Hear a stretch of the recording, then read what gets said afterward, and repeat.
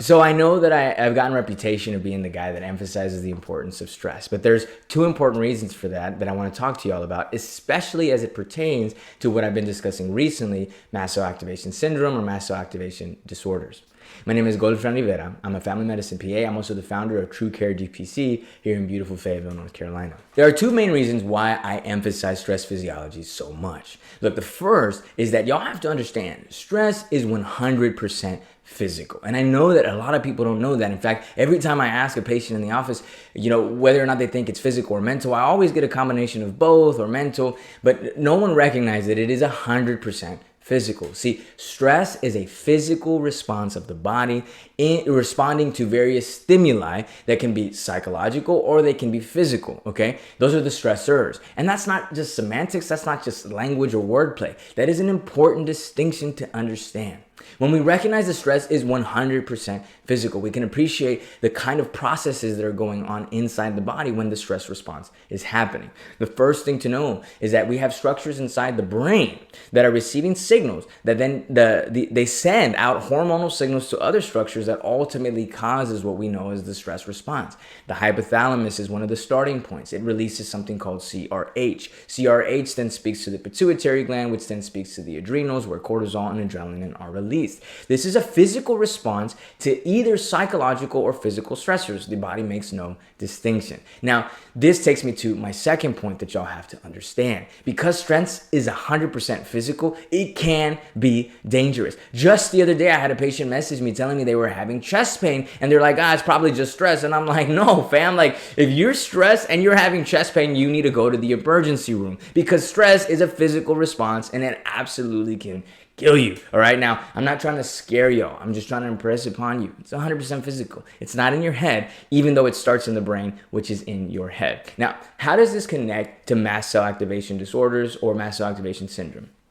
To answer that question, we first have to review briefly what a mast cell is. So a mast cell is a type of white blood cell as part of the immune system. And unlike many of the white blood cells in our body which circulate through the blood, mast cells are actually found in very small amounts in our circulation. The majority of them are going to be found inside the tissue. Now, we've known about mast cells for over 100 years now. And most of what we thought about them, at least in medicine, had to do with allergies. That's because mast cells are heavily involved in the allergic response. And for a long time, we thought that was primarily what they did. Basically, they have receptors for something called IgE, which then activates them and causes them to spill their ingredients, which include things like histamine and bradykinin. And these ingredients are the things that are responsible for the itching and the burning and the swelling that comes with allergies. All right. But over the last several years, we're talking about 20 years, which is not a long time in medicine. We've come to understand that actually mast cells are responsive to many other things. We now know more than ever that they actually have all kinds of different receptors and not necessarily having to do with allergies. We've also discovered that they actually release a lot more than just histamine and bradykinin.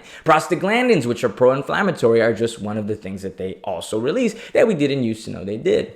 Now, what does this have to do with stress? Well, like I just said, mast cells have all kinds of different receptors. One of those receptors is CRH, okay? Now, I know I'm moving fast here, but I started off by explaining to you that the stress response takes place when the hypothalamus releases CRH. And why is it releasing CRH? Because there are stressors, again, psychological or physical. So when the hypothalamus is releasing CRH to then tell the pituitary to release ACTH to the adrenals, we have these mast cells which also have CRH receptors.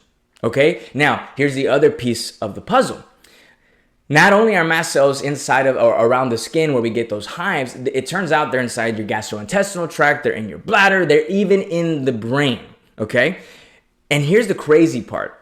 The hypothalamus is located in a part of the brain that is considered the subconscious part. Let me tell you something. I have a lot of patients, when I talk to them about stress, they tell me that they don't feel stressed. And that's great, right? But I'm going to explain to you why that actually doesn't tell us anything at all. See, In the front part of our brain, we have something called the prefrontal cortex, and that's the region that is primarily responsible for conscious thought and awareness. Now, we haven't measured this exactly, but there are conservative estimates that only about 5% of the brain activity is happening in the prefrontal cortex. And here's what I just said. Let me slow that down. I just told you that around 95% of what is happening in the brain is in the subconscious mind, meaning away from the conscious brain. And guess where the hypothalamus lives? In the subconscious part of the brain. And so I just explained to you that you can actually cause a stress response without a conscious awareness. Okay, so when you tell me I don't feel stress, I'm glad that you're not aware. That does not automatically mean that this part of the brain is not reacting to things around you, to smells, to sensations, to words, to locations,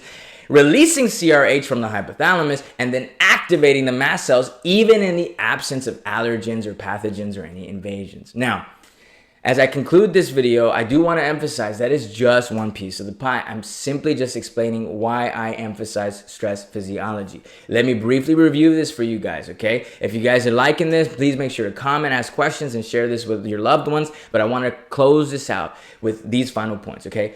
I emphasize stress because it is 100% physical and it can be deadly. And when it comes to mast cell disorders, mast cells themselves do have receptors to that key ingredient CRH, which means that if you are having a stress response, you can cause your mast cells to cause the release of their ingredients, manifesting in multi-system symptoms throughout your body, the skin, the gastrointestinal tract, and even the brain. So I hope this addresses some things for y'all. Once again, if you have questions, please comment them below. If this was useful for you, please share with you. God bless you guys. Thank you so much for watching.